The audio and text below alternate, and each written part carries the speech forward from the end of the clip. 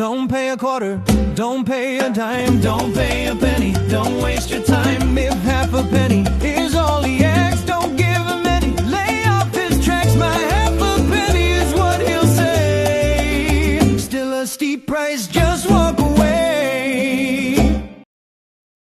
Good morning, Hit Nation, folks, folkettes, and everything in between and beyond. My name is Roy, the host of Pennies and the host of these pregame pennies. The Heat face the Celtics today at Boston.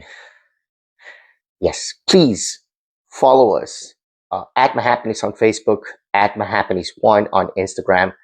On Instagram, I just repost the videos. Basically, I have Ref Padilla, who sometimes helps posting other news whenever he's available. I always repost and post things on Facebook, both opinions, whatever people want to discuss about, but both opinions and basically the updates, as per all of the updates yesterday, the most important updates, right? I kept posting them because at the end of the day, it's like I said, when you are trying to hunt a whale, you don't expect it.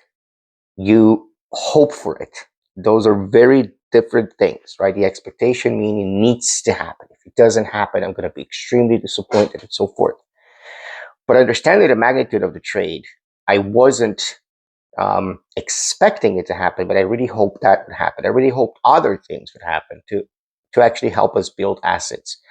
There are still moves that could help us be in a better position for the summer.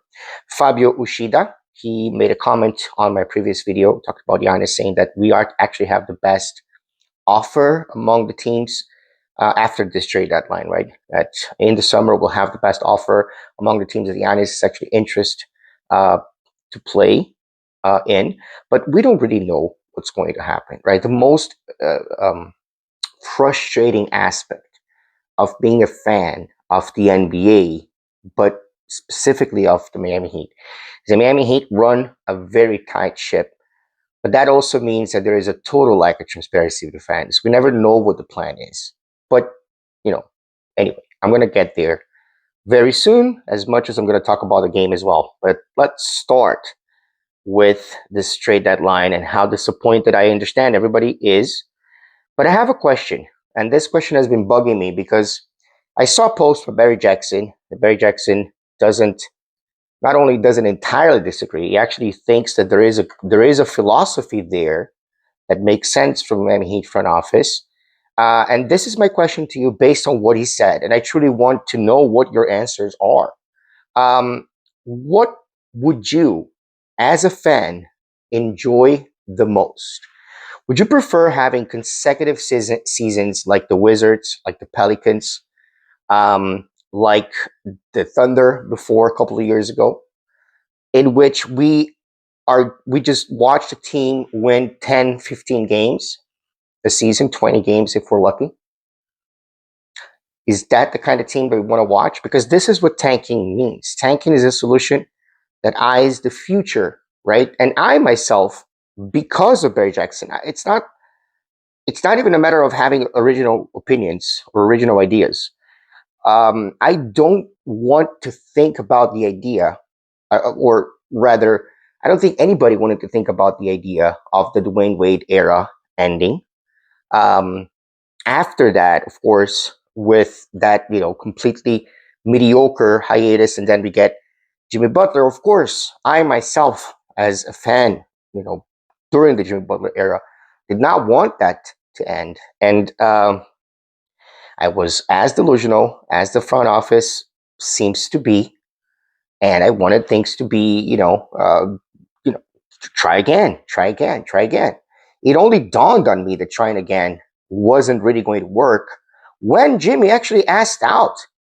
I honestly still believed that we could make the playoffs with that particular team, with Jimmy being healthy and actually willing to play for us. But nobody could, hindsight is 2020. So obviously we're better off without Jimmy Butler, who's going to miss the rest of the season. But that's not something to be happy about, right? In any way. But the most important thing is that we do have a mediocre team. And when I say mediocre team, I mean we have good players. We even have some great players, but we don't really have a legitimate number one option. We don't have a legitimate point guard, for example. Um, we don't have, we are missing wings, right? Or at least one more efficient wing. Although we're shooting better this season from beyond the arc, but our defense perhaps is also struggling in that area. So it'd be good to have, kind of a two-way wing. But at the same time, would you prefer watching the Heat play like the Wizards have been playing up until very, very recently? Or like the Thunder played before they became the Thunder that they are now? Yes, you would trade 4 or 5 years of complete this ridiculous games, right, and seasons to actually get to the season in which you see the Thunder now. And that is if you get to the season in which you see the Thunder now. It's not, you know what I mean? And again, they are on track to at least making it to the NBA Finals or to at least making it to the WCF, right? But again, is that what you like, or would you like to see a team that is constantly competing for a playoff spot and often getting past the first round? 3 of the past 7 seasons making it to the ECF, 2 of those to the finals. So I think it's a legitimate question. It is. I know the lighting is making me crazy too. I think it's a legitimate question. I, as a fan, don't want to think that the Miami Heat is mediocre. And one thing that Jimmy had, and I don't think even Giannis necessarily has, even though he carried the team on his back to get a championship as well. But Jimmy Butler could take care of the entire team, right? Almost. He could basically score for the entire team, defend for the entire team, be the entire team when he came to the playoffs. Then, of course, age and health, they start claiming time and injuries. I think we were best positioned, for example, to win against the Warriors, right? If we had made it to the final against the Celtics, but we didn't. That Jimmy missed 3 against the Celtics in the ECF. And then they went to the finals, and then the Warriors beat them. I think that we could have matched up well against them. But in the finals that we went, certainly, against the Lakers, were we healthy? I think we could have actually, we competed. When you win 2 games, you're actually competing for the ring. You're not just there, as a show of something outstanding. It wasn't outstanding. It was consistently happening. That's the problem, right? Of course, now I do want to see the young players play. I want to see Ware play. I don't necessarily like the idea of Ware and Bam. I don't think that's a successful thing, but I want to see Ware playing more minutes. I want to see Larson, of course, Kaz. Of course, I mean, I think Larson and Hawkins are not the issue here. But I want to see Kaz getting more minutes. I want to see Ware getting more minutes. I want to see the stock go up. Because tonight, ladies and gentlemen, we face against the Celtics. They're 3rd in the East, and we are 8th. We are 27-25. They are 33-18. As far as home record, our away record, is 11-15, right? Because we're playing away today. And their home record is 16-8. We are 18th in offensive rating. They are 1st. We are 4th in defensive rating. They are 10th. Net rating, we are 14th, and they are 2nd. I'm not going to talk more about the other slides that I see here. But yes, we are 2-3 in the past 5 games, and of course the Celtics are 4-1 in the past games, and they won by 5 the last time that we've met. I don't think that there's anything else here that's going to talk to me about the rebounds and all that I like to put most of the times, but that's fine. That's fine. I can just basically do with what I have here. As far as injuries, we don't have anything other than, of course, Jason Tatum and Tyler Hero being out today. Hopefully, Tyler Hero is going to suit up soon and actually start playing for this team, because I think it's going to be important for us to actually do it.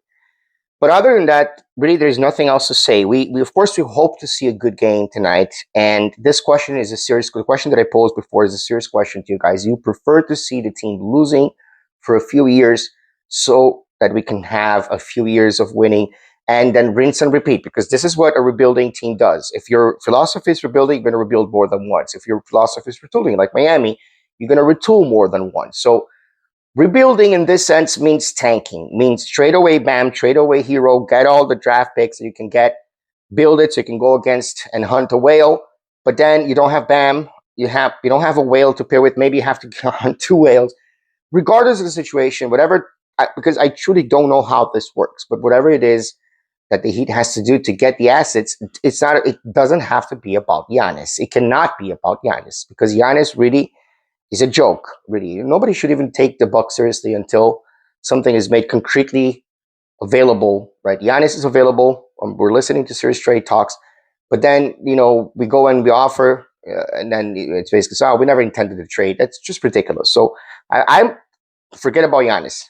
He's also getting older, and then I'm going to start agreeing that Giannis is also injury prone. Yada yada yada yada. But yes, this summer does have more prospects. The summer does have a very interesting draft class. So let's see what happens. Let's see what happens, guys. For now, that's it. Stay safe, stay warm, stay dry, stay as happy as possible. This very complicated world of ours, and let's go Heat.